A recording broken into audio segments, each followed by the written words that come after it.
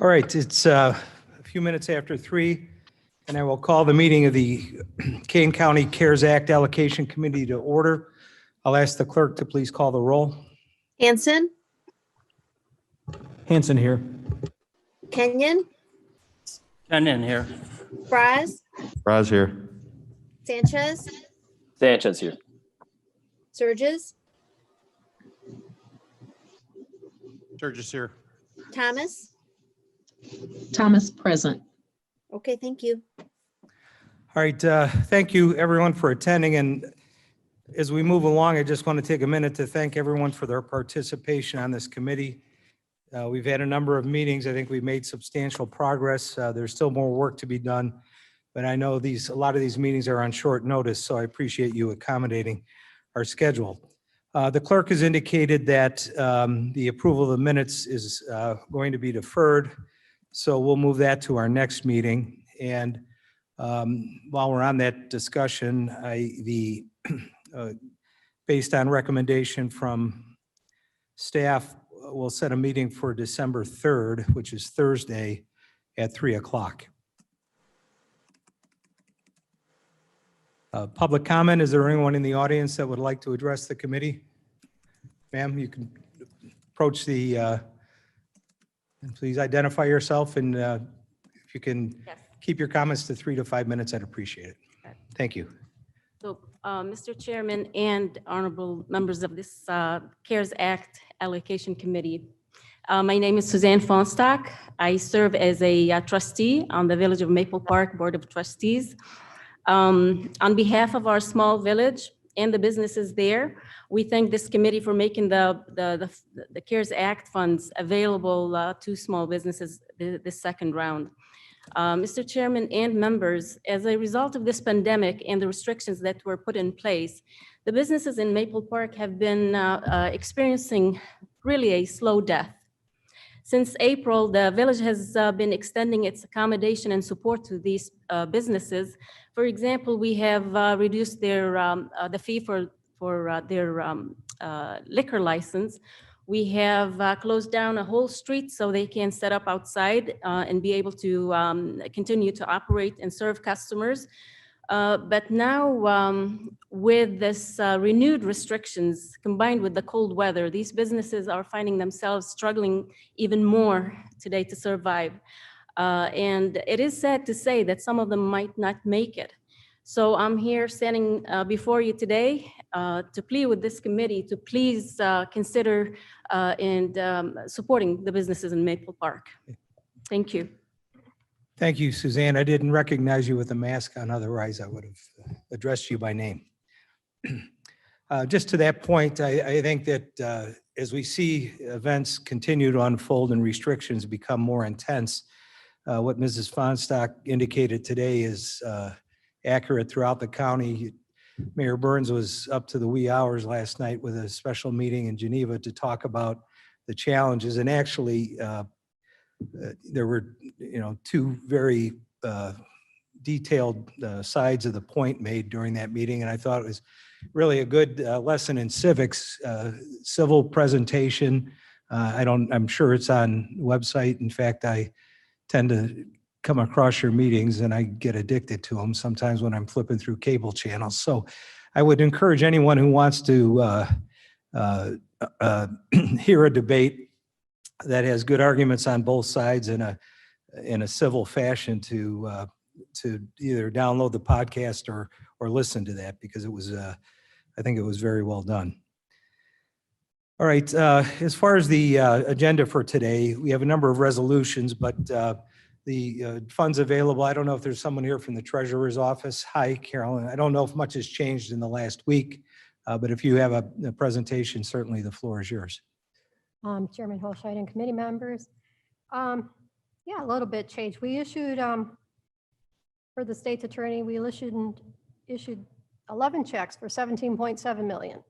So we're in the process of distributing them now. We distributed 6 out of the 11 so far. Okay, and those funds are municipal checks to the various municipalities? Correct. All right. Just for, do we have any, Mayor Burns, did the city of Geneva? City of Geneva picked up their check yesterday. Very good. Okay, yeah, the shortest distance. So that's good. Okay. All right, so that process was reported on last week. Go ahead. And so our ending balance right now is 55,500,000. Okay. Any questions of the treasurer? Do you have a listing available of the towns that picked them up or are ready? Could you just read those really quick? The towns that picked them up are Geneva, Sleepy Hollow, Hampshire, Gilbert's, Pengree Grove, and Campton Hills. The ones who have not picked them up is East Dundee, Batavia, Maple Park, Aurora, and Elgin. And the other municipalities' checks are, I assume, in process? Okay, I would assume so. You have to contact the state's attorney. okay. Do you have anything else to present? No, that's it. Thank you. Okay. Mr. Hanson? It's the status of checks for the other units of government, the fire protection districts, park districts, library districts. All right, that's a Fabiola question, I believe. That is correct. The municipalities, as I understand it, Fabiola, why don't you address that while we're on that right now? That was supposed, that's a this week issue as opposed to a last week issue, as I understand it. Yes, there were some that still had some missing documentation. We needed some signatures on those IGAs and some other supporting docs. So those will, because of the holiday, won't be processed until next week, which will combine with the smaller units of government that have been processed and are ready to go. So I need staff to go through them, sign off on them, and then I will prepare them and send them off to finance and then the treasurer's office for payment. So the expectation is those checks will go out during the first week of November 30th, the week of November 30th. Correct. Okay. And you don't, you're not having any challenges with any specific municipality that we can help with? Aside from illness, changes in designated pickups, that's about it. Okay, so administrative then, Yes. substantive. Okay, Chairman Hoshay, yes, that's Mr. Sanchez. hi, Jared, good morning, just- good afternoon. You too. You as well. Real quick, I was under the impression we were sending ACH payments out to municipalities, but picking up checks was mentioned. No, I think according to the treasurer's requirements, we're doing checks. Correct. Okay. Those are based on a treasurer's request. Right, Okay, all right, thank you. right. Then let's, why don't we talk now in terms of the not-for-profit applications, those are being completed. We've got resolutions related to those, but where do we stand with distributions to them? So in the resolutions, we have a funding agreement for the small businesses and nonprofits that I would like to approve and send off to the county board. I also have a resolution to approve the changes to the Northern Illinois Food Bank for their food distribution expenses, the updated Lazarus House, the Valley Industrial to bring them in as a nonprofit, and then the standalone Hesed House to approve so that we can combine them all together after the December 8th to send out as a whole group. Very good. And then with respect to the business programs, the initial business program that we have undertaken, we set, I believe tomorrow is a date, or was today the date for additional documentation that we had requested? Tomorrow was the date for the 1.3 million. I've increased that to about 1.9 with a deadline of November 30th. Okay, so we'll have feedback early next week on the vetting of those applications, and that process continues on. The information that we requested to support the initial applications is coming in as we speak. Correct. And the expectation is hopefully we'll be able to finish those out shortly. Shortly, yes. And then we have the new business, phase 2 of our business grant program, which we have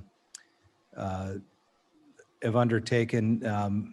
Mr. Surgis, you raised your hand. Just on the last one, Fav, I was able to get that list of the declines, if you will, and went through in my district. Of them, one said they weren't interested in applying, one said that they didn't qualify and they knew it. Two of them said we're lost. We don't have any information, and I had emailed you. Yes, and I apologize. I was trying to get this small business No, sure. finalized. So I have sent out an email to OCR. I am going to change the language that goes out when those emails, when they're declined, so that they do have an indication as to why. I'm also, that list of all the decline applications, I am going to create a template so that each individual gets an email with specific instruction coming from OCR so that they can take that application and move it on to the next part of the program. And if they don't want to apply, then that's, it's up to them to not apply. But I'm waiting on OCR to give me that language so that we can Okay, send and them then off. just so I understand, because I didn't want to misunderstand. Tomorrow was going to be a hard stop deadline for documents to come in. Did I just understand that you've moved that to the 30th? I have 1.3 million that I'm expecting tomorrow. I have an additional about almost another 300,000 that'll come in by the 30th. So I'm asking for more documentation as I'm able to get through the Okay. applications. Yeah, I'm specific to these two that I had emailed you to say, if they don't qualify, no big deal. If they do qualify and they were just missing, they don't know what they're missing. So I've gone through all of the applications that I have.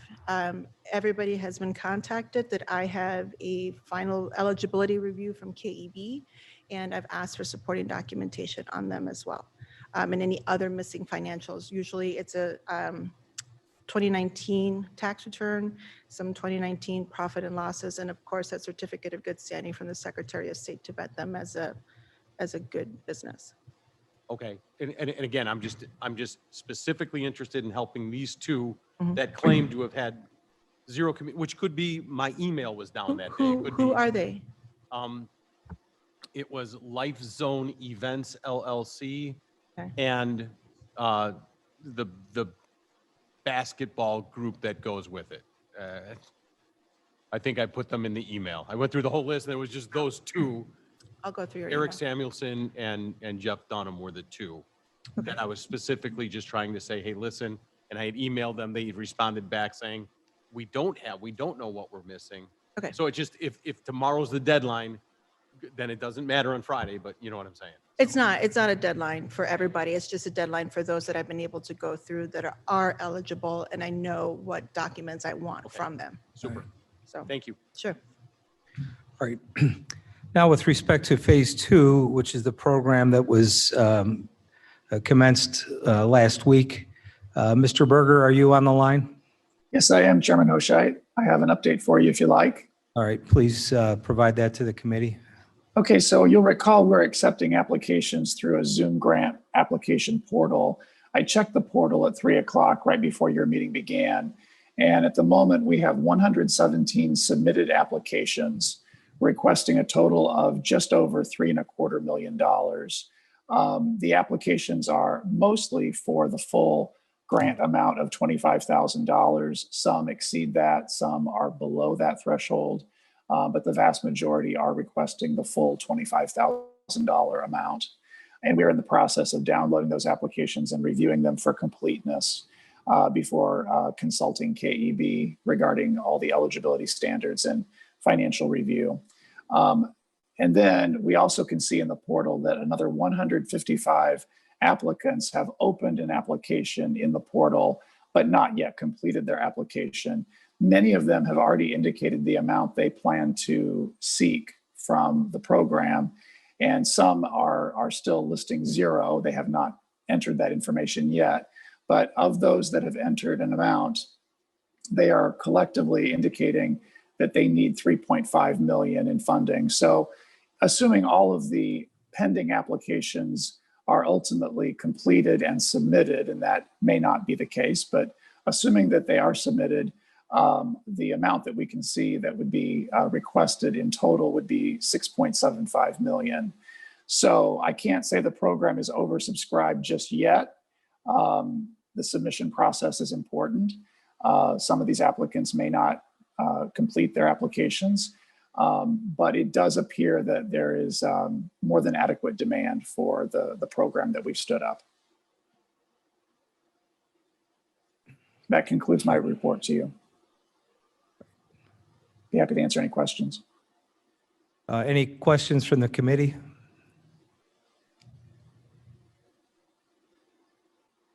Mr. Lawson? Thank you, Mr. Hoshait. Do members of the CAC committee have access to that portal? So as they're going through their work, do you have access to the portal that Mr. Berger was referring to? I just personally, I would have access to the portal for the purpose of applying if I chose to do so. I don't have access to the portal, nor have I requested it to interfere with the work that our staff is doing. Okay, and is that going through our IT department, or is that? It's my something understanding it's independent? going through the same process that we've used with riverboat grants in the past, and it's been modeled after that. Is that accurate, Mr. Berger? That is absolutely correct. It's the same application portal that we've used for many years now with Riverboat. Okay, and that's fine. Whatever the decisions are, they are the decisions, but that doesn't go through our IT department. Is that right? That is correct. Okay. And just FYI, Mr. Berger's office is working with the state's attorney's office to assist in finalizing the process of the phase one applications as well. I want to thank him for that work. So one of the questions as that program goes forward is, and we do have some, again, resolutions related to that, is where we're at with additional funds. There was Mr. Onzek had prepared a preliminary breakdown of additional funds that were available after the allocations that we've made to date were taken care of. And the available fund balance, as I understand it, the unallocated fund balance is roughly $239,000. Now, with respect to the other programs that have been approved to date, the municipal programs, local government, fire districts, not-for-profits, other units of local government, and those programs have used up their entire allocation. So one of the things that we need to talk about is how we would use those funds. It looks like, given the second wave of coronavirus shutdown, the requests in the business program this time around are going to be as or more substantial than the first round, significantly greater. And one thought process would be to commit those funds to that program. We do have two other programs that Mr. Berger's office was working on. The first was for history centers, and the second was for performing arts venues. Mr. Berger, do you want to give an update on those? Yes, I'll be happy to. We're working on standing up those two initiatives now. I anticipate that both groups will apply through a similar Zoom grant portal. And our hope and plan is to launch that program sometime in the first week after Thanksgiving. Hopefully, the earlier the better. All right. Can you put those entities on notice that this is coming, or is there? I know that you had a list of entities that were known. That's correct. We're fairly familiar through our work with the Riverboat program, who your intended audience is. We can kind of imagine who those potential applicants are, and our intention is to reach directly out to them and make them aware of the opportunity at the same time that we release that information publicly, so that there's no lag time between the opening of the portal and their being aware of it. All right, Mr. Surgis. Scott, if somebody was to come to me this afternoon and say, Cliff, could you describe to me what the entertainment venue consists of and who that audience is? I couldn't answer that. Could you help define that scope and just help me understand what we're looking at there? Yes. What we've drafted, and again, this is not ready for launch yet, but this is the way we've characterized these two eligible applicant pools. So in the case of historical societies and museums, we're describing those entities as organizations, nonprofit organizations that have as their primary mission the collection, preservation, storage, and archiving, and or display of information and or artifacts of a historical nature. They're physically located in Kane County and must be accessible to the general public for the purpose of accessing and/or viewing said material. In the case of the performance and visual arts venues, we're indicating that these are entities, either public or private in nature, that operate facilities utilized primarily for the performing and/or visual arts. They're located in Kane County and again must be accessible to the general public. And the distinction between the descriptions of the two under the performing arts venues, there was language that permitted municipal applicants because we know that the Hemmons, for example, or Paramount, both have a municipal component to them in terms of ownership or operation. That And is so- correct. So let me just, and again, because I think more specific and local, up in the Dundees, and Jared, are you online? I am. Okay. There's the venue called Rock House that's right on the river on Route 72. Would we consider, Chris, also, would we consider that to be one of the eligible venues? I'm just confused as to what the threshold is or what exactly we're looking for there. And I know. I'm not familiar with that institution. So I really can't. I can take a look at that and get back to you. But I'm not Okay. familiar with that. I mean, that I would just location. like to circulate and find out. And I'm confused at what the audience target is that I'm looking for. I would think if they are a live venue and that's their primary function, it's not a bar with a stage, you know. But if it's their primary venue is selling tickets to live events, I would think they would. Absolutely. And I've only been there once or twice. It's not my gig, but Yeah. We'll go Friday night. you and I, you got it. Party. Thank you, Scott. You're welcome. All right, Mr. Berger, anything more on those two programs? Not at this time. Any further questions of Mr. Berger at this point? All right, so as the program for Phase 2 continues, we had allocated $5 million to that program. It looks like, again, as in my discussions with Mr. Berger, there will be some applications that will not meet the requirements. Those will fall out, so we can't assume that 100% of the people in the portal right now will apply. Just based on rounding, we're close to the threshold, but as applications continue to come in and businesses decide to apply, it could be appropriate to consider what we do with that additional contingency money as we come to the 11th hour here. I know that the goal obviously is to use all the funds that we have available. Some people have criticized what we're doing here as a clown car operation, but I don't perceive it as such. These are all businesses that have helped, that have needs, and we could parade them in here. I wish I could replay last night's meeting in Geneva to listen to the need that the businesses have for these funds. So, but Mr. Frost, do you want to give input on that? Yeah, that was kind of on my to-do list for today's meeting, was to bring up that very subject. And you alluded to it earlier, as you know, time is winding down and we have this use it or lose it situation. So I'm just thinking that we should establish some kind of a default place for this money to go, whether it's the contingency fund or unused funds. And I guess I would ask Scott or Fabiola if they could, you know, is there something that was not fully funded or we came up short on? And it would also have to be something that we could act on and the recipients could act on very fast. But, you know, I think we should have something in place to kind of sweep the remaining funds towards.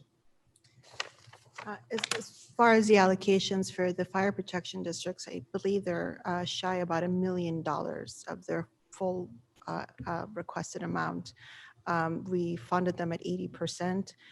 Everybody else has met their allocation at this time. So a safety valve would be those funding, but I think that it sounds like with the success of this Phase 2 program, which, by the way, other counties are going through. We're not the only one that's doing this right now. So with the success of the number of applications and the interest we have in this program, it may be that the demand exceeds the available funds. So we don't have to decide that today. We can have some more input maybe for next month's next Thursday's meeting. We can have some more updated numbers as to where we're at and discuss it at that point. I would just say if there's any other requests out there that we need to consider, those should be brought to that meeting as well so we can make a recommendation. Mr. Frost? Could we possibly get even if it's a estimate or a rough estimate, maybe before or by the next meeting, if we could get just a simple spreadsheet Sure. showing, what. I'll be where glad to get an funds- updated version. I have a preliminary one from Mr. Onzik's office that we've vetted, but that certainly we can distribute that in the most updated fashion. Okay. Also, it would be helpful with the assistance of the treasurer's office to add to that form the information that Mrs. Brady indicated this morning or this afternoon at the beginning of the meeting that shows the total funds and the total funds dispersed to date so we can see how that process is working as well. All right. John, do we know how many times so we have a newsletter electronic with Payne County Connects.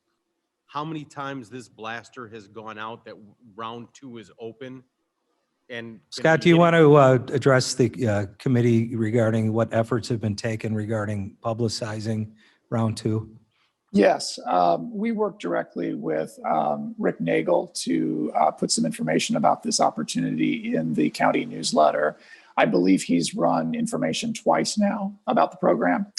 We also notified, in addition to the board members, we also notified our contacts at City Hall and Village Halls up and down the Fox Valley and throughout Kane County, all chambers of commerce and business advocate organizations of the same type. And I believe that covers it. We do have brochures here too as well that Mr. Berger has left for any board members or staff that want to circulate these as well. I should also note that Mr. Nagel forwarded our information to his contacts with local newspapers. I've seen one article in the Daily Herald, I believe.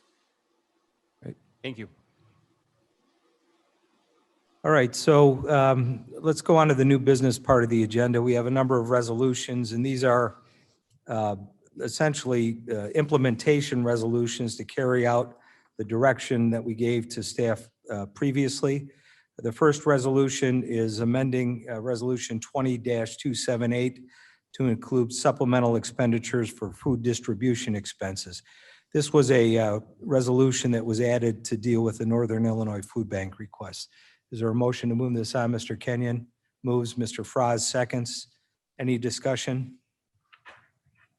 Hearing none, clerk, please call the roll. Hanson, Hanson, yes. Kenyon, Kenyon, yes. Fries, Raz, yes. Sanchez, Yes. Surges. Mr. Surges, Burgess, yes. Thomas, yes, passes. All right, motion carries. The second resolution is a resolution approving the form of the funding agreement for distributions for not-for-profit organizations and small businesses. Mr. Froz moves, Mr. Kenyon seconds.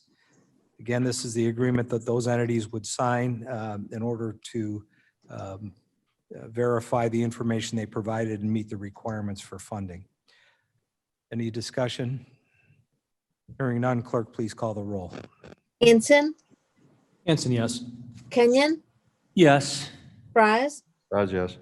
Sanchez, Yes. Surges, Surges, yes. Thomas, yes, carries. Motion carries.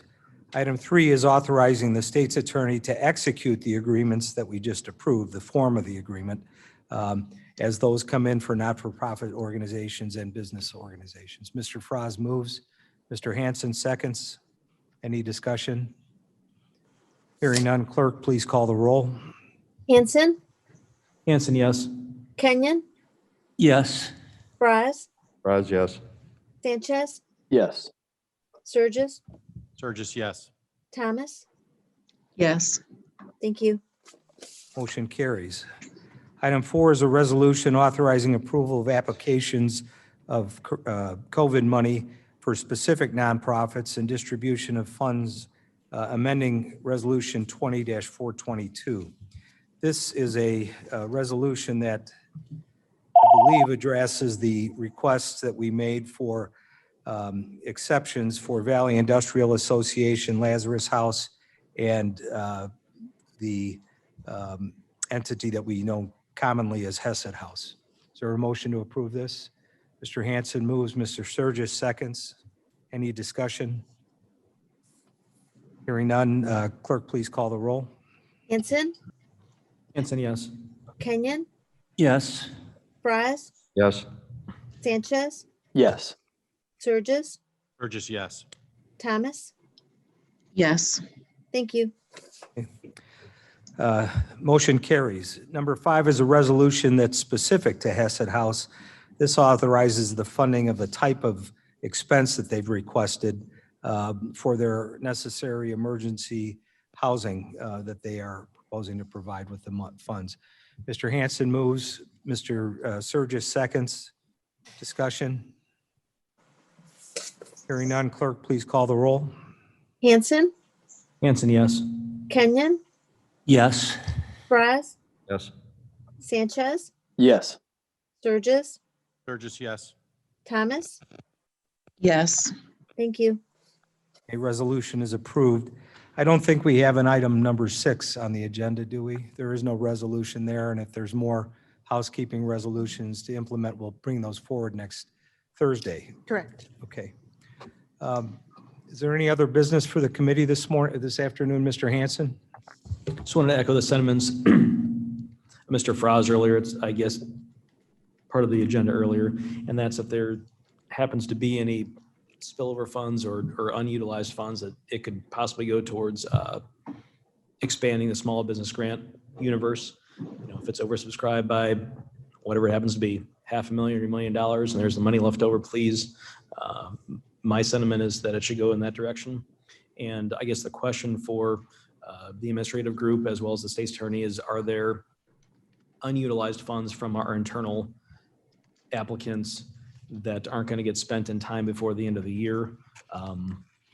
There's a building next door. I don't know if the clerk's office utilized all their funds that they requested for the election, but it would also be my will that anything that's left over from our internal requests go towards businesses. We'll have an updated report next month, but it's my understanding that those expenses have been allocated and They have been allocated. We've gone through expenses through the end of October. So as finance gets them and we request additional, we then add them to that total pool. So the next round is November.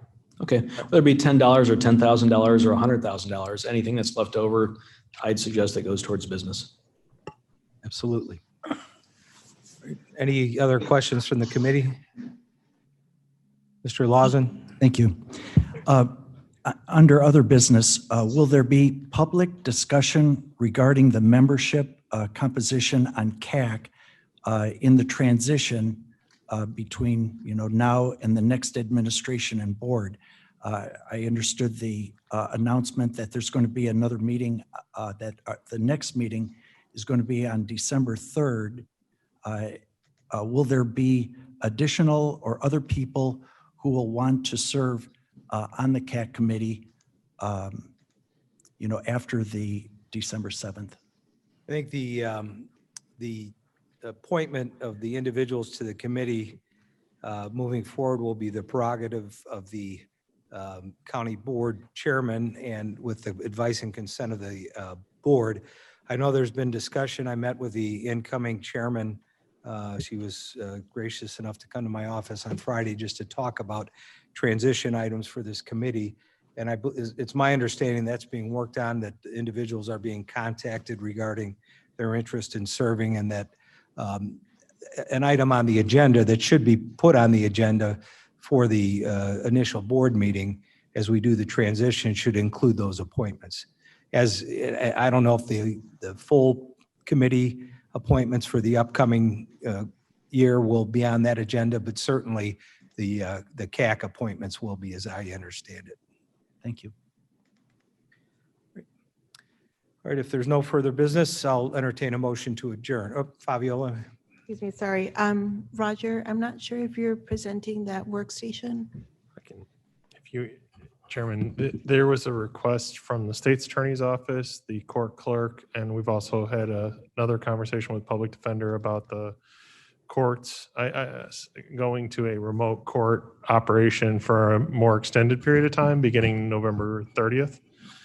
And they had asked about additional laptops and mobile equipment for that. I sent emails. I don't know if you had a chance to read it yet, but Michelle Neerman from the state's attorney's office had recommended that we present it in the form of a resolution for an allocation for the equipment.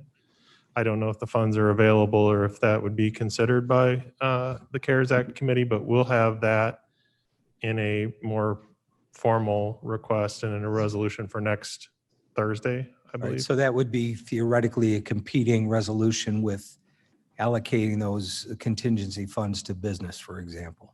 And we can vet and discuss that. But if we get more information Yeah. between now and then, I would ask that you circulate that to the committee and then we can evaluate it. We have the proposals. I talked to Michelle about, what form that would take. And she was suggesting that just bring it in as a form of a resolution. All right. And then you'd consider it with everything All right, else. but yeah, if you can provide the detail for Okay. it, that'd be helpful. Absolutely. What's the approximate on that? The equipment that we were looking for something in not to exceed $250,000 for all the equipment, but they're addressing it's just over 100 people that they would put working remotely. So we will have more details. It actually changed today, the number of people. So we're trying to figure out how many. But we'll have it more nailed May down. not need to expand the courthouse. It's cheaper than $100 million. Eventually, right? Yeah. So, okay, so that'll be some information that we can look forward Yes, to sir. receive between now and next Thursday. Yes. All right. Mr. Kenyon, were you moving to adjourn? I would move we adjourn. Mr. Frost seconds. All those in favor say aye. Aye. Aye. Opposed? Motion carries. Thank you, everyone, for being here, and have a very happy Thanksgiving.